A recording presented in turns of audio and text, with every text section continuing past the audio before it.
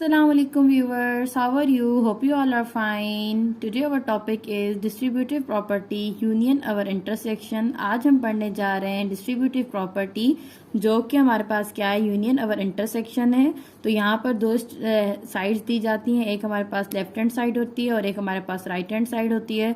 और हमारे पास यहाँ पर गिवन सेट्स दिए जाते हैं जिनकी वैल्यू है हमारे पास a is equal to A B C, b is equal to B D F and c is equal to A F C. तो यहाँ पर हमें क्या करना है, distributive property union over intersection को आज क्या करना है, प्रूव करना है। तो यहाँ पर हमारे पास दो हैंड साइड हैं, एक हमारे पास है लेफ्ट हैंड साइड, दूसरी हमारे पास है राइट हैंड साइड। ठीक है, तो ये अब आपकी चॉइस होती है कि अब आप पहला क्या करना चाहते हैं, पहले कौन सी हैंड साइड प्रूव करना चाहते हैं। तो सबसे पहले हम लेफ्ट करते हैं। तो लेफ्ट के लिए आपके पास यहाँ पर क्या है, A union B intersection C. जैसे कि आपको पता है कि सबसे पहले हमें क्या हल करना चाहिए, सबसे पहले हमें ब्रैकेट हल करनी होती है। तो ब्रैकेट हल करने के लिए आप क्या कर सकते हैं, सबसे पहले ए इंटरसेक्शन सी को आप लिखें, अब बी की वैल्यू लिखें और बी इंटरसेक्शन सी। तो सबसे पहले आप बी की वैल्यू लिखें, बी है हमारे पास B D F intersection A F C. तो इन दोनों में इंटरसेक्शन में क्या चीज़ कॉमन है, इंटरसेक्शन में देखिए इन दोनों सेट्स में सिर्फ एफ कॉमन है। तो यहाँ पर हमारा आंसर क्या आ जाएगा, एफ आ जाएगा। फिर हमें क्या करना है, ए बी इंटरसेक्शन सी का यूनियन करना है, किसके साथ, ए के साथ। तो अब यहाँ पर A union B intersection C. तो सबसे पहले आप एक सेट की वैल्यूज लिखें, ए बी एंड सी, फिर आप बीच में यूनियन की साइन देंगे। देन आप बी इंटरसेक्शन सी की वैल्यू लिखें, वो हमारे पास क्या है, एफ है। अब यहाँ पर जब आप A union B intersection C करेंगे, इन दोनों को जब आपस में आप यूनियन करेंगे तो आपके पास आंसर क्या आएगा, ए बी सी एंड क्या आ जाएगा आपके पास, एफ।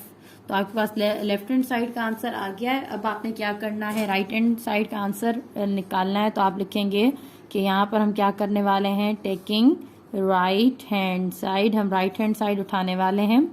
हमारे पास राइट हैंड साइड टोटल क्या है, हम लिखेंगे ए यूनियन बी, ठीक है, इंटरसेक्शन है हमारे पास ए यूनियन सी। अब हमारे पास यहाँ पर दो ब्रैकेट्स हैं, तो सबसे पहले हम फर्स्ट ब्रैकेट को हल करेंगे, देन हम उसके बाद सेकंड ब्रैकेट को हल करेंगे। तो फर्स्ट ब्रैकेट है ए यूनियन बी। तो सबसे पहले आप ए की वैल्यूज लिखें, ए बी एंड सी, फिर आप यूनियन की साइन दें। देन आप बी की वैल्यूज लिखें, बी हमारे पास है बी डी एंड एफ।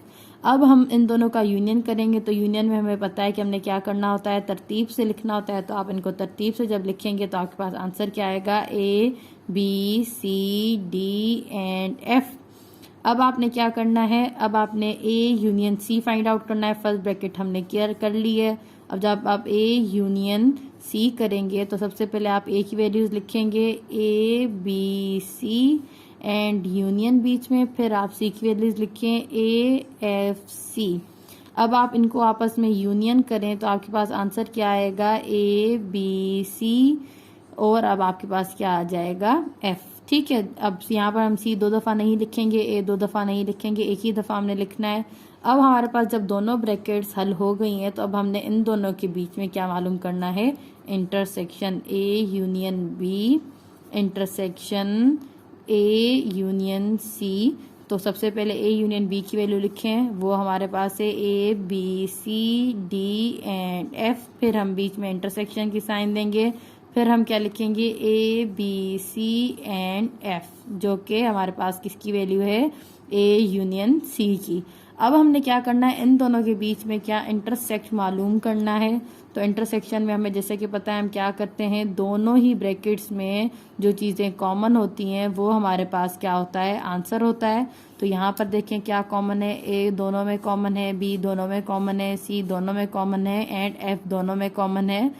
तो हम क्या लिखेंगे, A B C and F. तो अब आप यहाँ पर देखें कि A B C F, A B C F, तो हम क्या कह सकते हैं, लेफ्ट हैंड साइड प्रूव हो गई है राइट हैंड साइड के। मतलब क्या है, दोनों के ही जवाब आपस में क्या आ चुके हैं, हमारे पास सेम आ चुके हैं।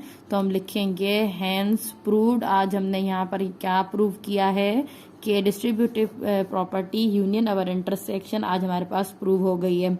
यहाँ पर अब मैंने आपको इन वेरिएबल्स में समझाया है, मतलब ए और बी दिया है, यहाँ पर हो सकता है आपको 1 2 दें या कुछ भी और टर्म्स दे सकते हैं। तो सिंपल आपने ये मेथड अपना याद रखना है। इससे रिलेटेड कोई भी क्वेश्चंस आप खुद कर सकते हैं। अगर आपको किसी भी चीज़ में प्रॉब्लम हो तो आप मुझे कमेंट कर सकते हैं। Thanks for watching my videos.